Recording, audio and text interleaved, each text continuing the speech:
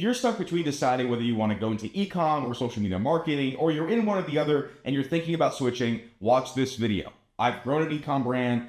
I have a service-based business. I've seen both sides of the aisle, and I mentor both sides of the aisle in terms of founders. So I understand both very, very well. And I'm going to give you the good, the bad, the ugly, all of the raw and unfiltered stuff that a lot of people don't talk about because I don't have a course and stuff. So this is just going to be the blatant truth. And you're going to find out whether you want to go to ecom or SMA. By the way, the great news for you is both business models, technically, right? A product-based business and a service-based business, especially in marketing, have been around since the dawn of time. Just the execution, the channel, the expertise has changed a bit, but these businesses are going nowhere, which is a good thing, right? You could argue they're saturated depending on what niche you go into, but at least the skill sets you learn will be valuable forever, okay? Now, the first thing we should consider when we're thinking about a business model, honestly, is not the business model itself, but it's your strengths and weaknesses.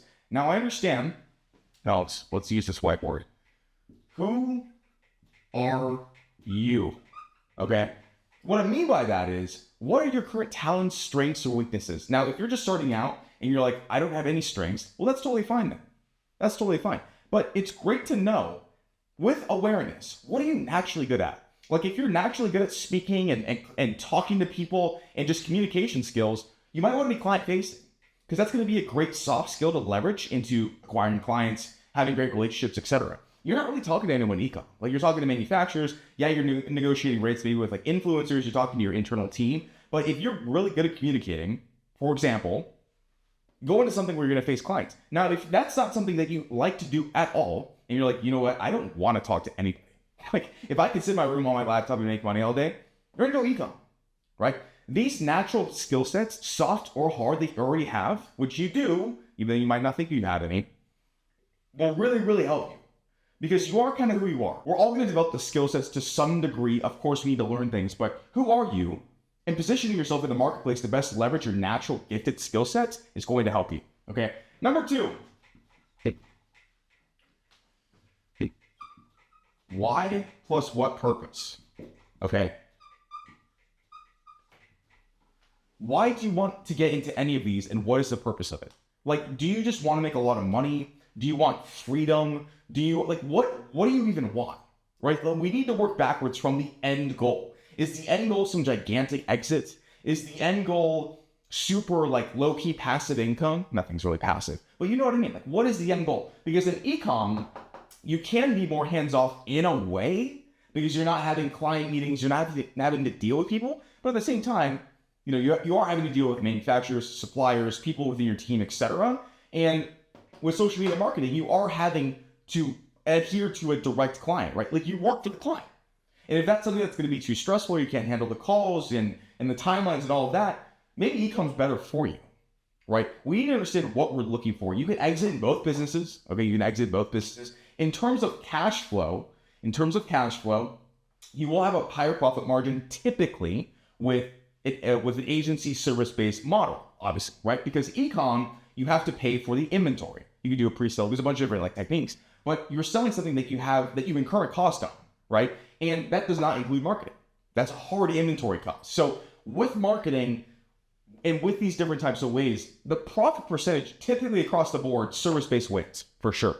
Now, in terms of speed, okay, because a lot of people want to start an ecom or social media marketing business to escape their 9 to 5. With that being said, a lot of people want to do that in the shortest amount of time possible. Now, I will say this. When I was starting my ecom brand, my very first clothing brand, my very first online business, there were so many skill sets I needed to understand, right? A lot more than you will with service-based. Like, I needed to understand graphic design, how to create a website, how to market, how to do copy, how to do content, all of these types of things, how to create a product. Good God. It can't be a lot. But hey, it's rewarding, right? It just depends. Are you in a rush? Like, do you want to leave your 9 to 5 in 3 months? If you do, you're going to go service-based route. If you're not on a strict timeline and you want something a little bit more hands-off and no client meetings, ecom, right? The great thing about both, though, is no matter what route you go, I would honestly argue if you're going to go ecom, you're going to learn actually more skills and become a better, more heightened entrepreneur, because it's more demanding of you. You need to learn a lot more skills than just a service base. Like, with a service base, you can literally learn one skill set, learn how to sell, and then just deliver, like on repeat until you get maxed out. Then you need to know how to hire. But this is going to honestly be a little bit more difficult in terms of acquiring all the skill sets, but you will come out a very, very, very heightened entrepreneur because you have more skills.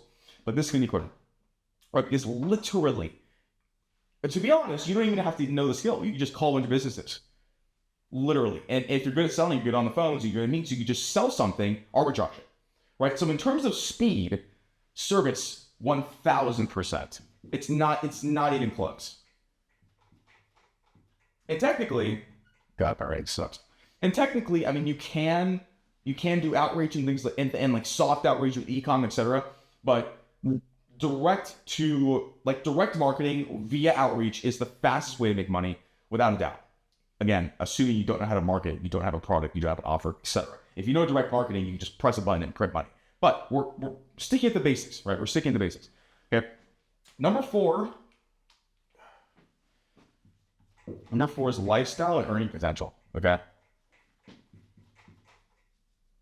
These are the things I would consider, by the way. I'm just going off like the basic things I would consider when I'm going into a business. And then I also want to talk about the market, kind of like saturation, stuff like that.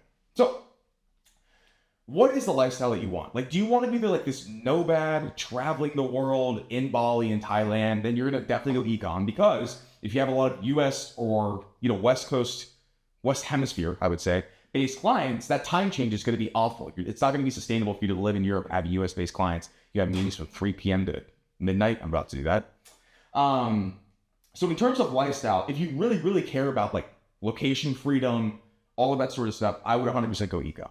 Because again, if you have meetings, if you have to deliver things at a certain time, and a lot of times, you can structure your client, processes as not having any meetings, like you get onboarding and then like see when it's done type of thing. Sure. But the better clients you deal with, the more typically they're going to want transparency, right? And especially if you're not performing, they're going to want to talk to you.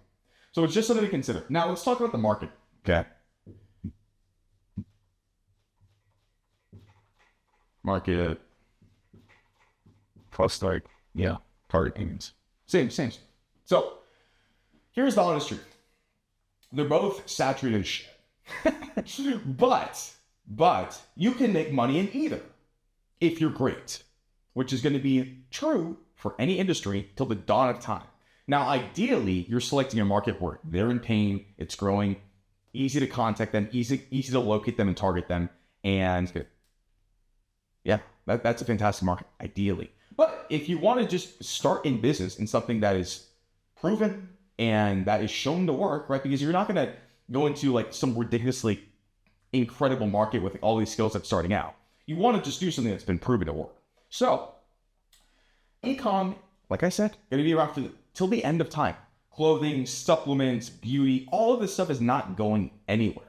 The only where it's going is more up and to the right in terms of skill sets by entrepreneurs. You just need to get better, right? And same with social media marketing. There's people all around the world pitching me every day, outbounding services, all of these sorts of things, right? It doesn't matter how many people are in the space. It only matters your competency level, your credibility, your story. How fantastic are you at delivering that service? Because if you are fantastic and you build a brand and you show credibility and you do all of these things, it's not going to matter the competition. Because the pain that we're solving in both is not going anywhere. And that's the only thing that matters. We're solving pain in both situations. And you could ask me, Jared, how are we solving pain with a beauty? Well, that's actually really easy. With a beauty store, with a beauty brand. Insecurities. Nobody wants to be ugly, right? How are we solving pain with SMMA? People don't want to be poor. It's not that intricate. Like, it's really, really basic, simple.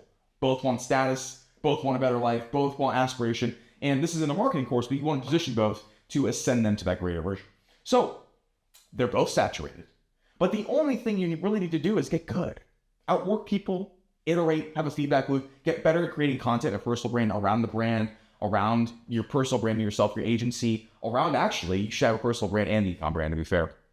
But the only thing that matters is how good you are. Now, whatever route you go, startup capital. Let's talk about startup capital. Oops.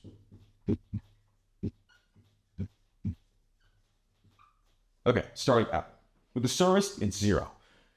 But you should be investing in some sort of course and in books and in mentors so that you can learn the skills so that when you actually get clients, you don't lose them, you don't undeliver, etc. You want to be skilled at what you're doing. So I would invest. The only investment you really do for social media marketing is like your software, your website, blah, blah, blah, and time, obviously. But in terms of financial, it's going to be the courses to learn the skill, right? Because you need to have that skill to deploy into a business. Now, in terms of ecom, most of the time you need startup capital for inventory, right? But a lot of times we can get away with that with samples. We can order some samples and then we can just do organic marketing content, build an email list, do all that sort of stuff with organic, sell the samples and then fulfill with that money.